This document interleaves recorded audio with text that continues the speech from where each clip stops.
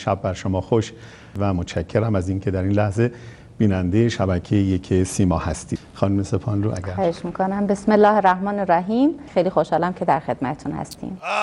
شما دو نفرم که بودید نشستین باز نتونستی یه معرفی درست رو درمون بکنین از مهمون ارجمند و گرانقدر برنامه‌تون.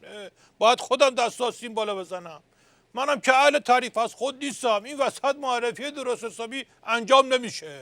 به هر حال دوستان که منو صدا میکنن میگن منبع علم، جنراتور دانش، نیروگاه معرفت و مرام، کوه توانایی، بابا تو دیگه کی هستی ترین موجود عالم، خود صفا، اند وفا، دارنده انواع و اقسام شفا، ضد جفا. حالا بریم سر بحث.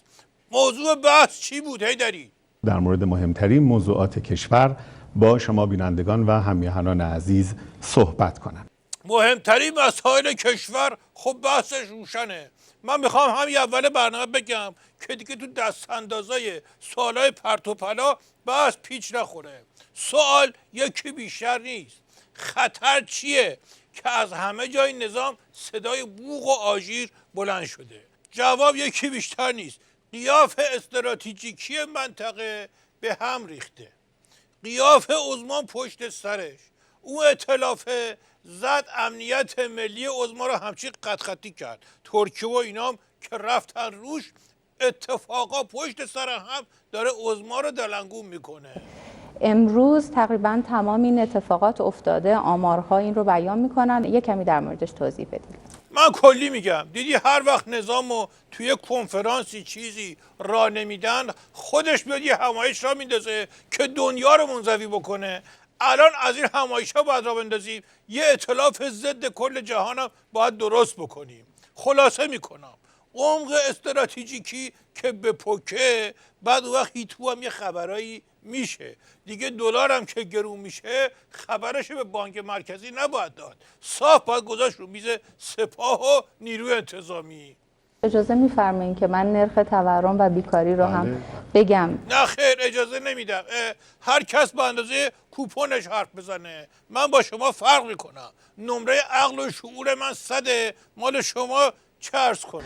تفاوت این عدد خب طبیعیه که بسیار بزرگ بود. آره، من استراتژیستم. این حیدری هم یه کیسه بوکس مندرسیه که حالا به اسم مجری فرستادنش تو. ولی خب شما جاتون توی این بحث داخل پرانتز. آره، ولی تو خودت هم همچی رو تو زیاد نکن حیدری. مرحوم ابوی همیشه میفرمودن بزن بهادر، عرض میکردم بله، میفرمودن که دو تا چیز هست که حال آدم رو بد میکنه، یکی سوپ کلم، یکی هم مجری مشنگ. حیدری تو هم عین یخچال میمونی، فهمیدی؟ دیدی آدم همیشه فکر میکنه که یه چیزی تو یخچال هست که من ازش بیخبرم، ولی هر چی میگرده پیداش نمیکنه. منم چند بار تا حالا فکر کردم ممکنه یه چیزی وارد باشه، ولی هر بار امتحان کردم از دفعه قبلم مشنگتر از آب در اومدی. البته ناراحت نشو، شما وضع همتون روشنه. من فکر میکنم که هنوز یه ابهاماتی وجود داره که فرصت خیلی خوبیه شما این ابهامات رو برطرف کنید. نه خیر، مگه بیکارم؟ من ابهامات و عضوا رو برطرف میکنم.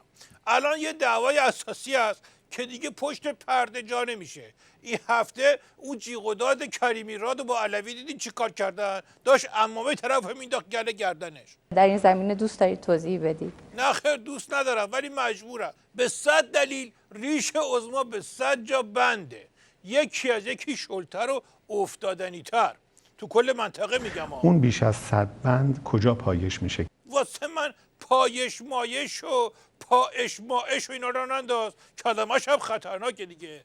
هم قافیه یه گروه های خاصیه که وقتی ربطشون به نظام لو بره اون وقت فک عضما رو باید ببرن بذارن تو حراجی. در این خصوص هم عده‌ای هنوز یه مقداری ابهام دارن، اون گروه های خاصی که باید شناخته می شدن. حیدری به این بگو ساکت بشه، وگرنه این چیکار کنین آقای دکتر؟ شما دوتا مثل آینه مشنگی همدیگه رو اضافه میکنید. مرحوم ابوی همیشه میفرمودن بزن بهادر، عرض میکردم بله، میفرمودن که یه مشنگه اولی رفت گفت ماشین خریدم، دومی گفت مدلش چنده، طرف گفت قرمزه، اونم گفت گرون خریدی. کل شودبازی این دوتا مخفی میموند اگه با هم صحبت نمیکردن. هرچی که وضع نظام خرابتر میشه مشنگی شما هم رشد میکنه. ما تداوم رشد رو خواهیم داشت. بله، از سالاتتون هم که معلومه وضعتون داره همینطوری وخیمتر میشه. مرحوم ابوی همیشه میفرمودن بزن بهادر، عرض میکردم بله، میفرمودن که مشنگه گفت آقای دکتر فکر کنم عینک لازم دارم. طرف هم گفت بله حتما لازم داری چون اینجا مغازه ساندویچ فروشیه. 100 بار به خودم گفتم توی این برنامه‌های اینا شرکت نکنم، ولی قیمت راست و ریسک کردن جمعیت دلواپس همینه تو نظام. مرحوم ابوی همیشه میفرمودن بزن بهادر، عرض میکردم بله، میفرمودن که هر چیزی یه قیمتی داره، پنیر مجانی فقط تو تله موش پیدا میشه. شرکت تو برنامه شما همیشه خب زیر سواله. در این خصوص تصمیم جدیدی گرفتید؟ خانم من پیشنهاد میکنم که شما وقتی میخوای حرف بزنی مداد رو الگوی خودتون قرار بدید، چون موقع کار کردن از مغزش استفاده میکنه. هیدری با تو هم هستم و فکر نکنی فقط به این میگم، فسفر مغزتون یه خود مصرف کنی، نترسی. بهتر میره نه اینکه مصرف میشه. عجب حرف سنگینی زدی، دیسک کمر نگیری هیدری. من با شما دهن به دهن نمیشم. برمیگردم به وضعیت کل نظام. الان دوباره صدای عظما سر موضوع اصلی منطقه در نمیاد، چون چی بگه بدبخت بیچاره. چرا؟ حرفمو با یه مثال براتون روشن میکنم. از اسب پرسیدن تو چرا به همه سواری میدی؟ اسب سرش انداخت پایین و هیچی نگفت. چرا؟ چون اسبا نمیتونن حرف بزنن. این برتریشون نسبت به خیلی از مقامات نظامه. عین همین کریمی راد که حرف میزنه ضایع میکنه، باید من وارد بشم درستش بکنم. نظام یه مدتی مفتی یه چیزایی گیرش اومد، اونا رو خوب خورد، حالا دارن از دماغش میکشن بیرون. هر بالایی یه پایینی هم داره، ولی پایینیش برای ما این دفعه خیلی بدجور شده. مرحوم ابوی همیشه میفرمودن بزن بهادر، عرض میکردم بله، میفرمودن که به مشنگه گفتن بیا تو این شرکت جدید کار بکن، هر ماه 15 روز سر کاری، 15 روز هم استراحت میکنی، 800,000 تومان هم میگیری. گفتش که میشه اون 15 روز هم نیام 400,000 تومان بدین. تو هم به جایی که ساعت نگاه بکنی برنامه رو تموم کن، از این افعال نیا. خیلی متشکر، خیلی ممنون. از بینندگان عزیز هم تشکر میکنیم، به شما شب بخیر میگیم، همینطور به شنوندگان رادیو ایران. لذت همگی زیاد.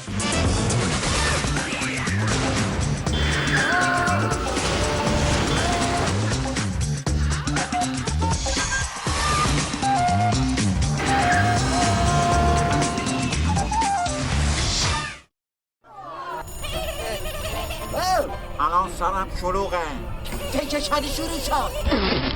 خیلی خوب.